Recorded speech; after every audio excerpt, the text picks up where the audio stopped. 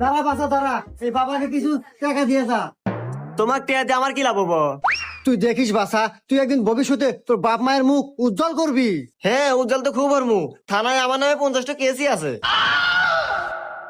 আরে বাসা, জীবনে এগুলো হয় থাকে, তুই একদিন দেখিস কষ্ট করে টাকা কামাই করে এই গ্রামের ভিতর সবচেয়ে বড় রাজপ্রাসাদ করতে পারবি। হ বাবা, আগে রাজভাষাতে আসিল, যেন থেকে কষ্ট করে ইনকাম করা শুরু করছি, তারপর থেকে ভালো বাসায় থাকি। কে বাবা, তুমি এত কি কষ্টে কাম করছাও? অনলাইনে জুয়া খেলছি। হুমুন্দি কয় গিরা? আরে বাবা, তোর বাপ মা খুব ভালো থাকবো, খুশি থাকবো, তাও কিছু দে। হ্যাঁ, যেন থেকে বাপ মায়ের বিয়ে হয়েছে তারপর থেকে সংসারে ঝগড়া বিবাদ শুরু হয়েছে, আজ পর্যন্ত মেটে নাই।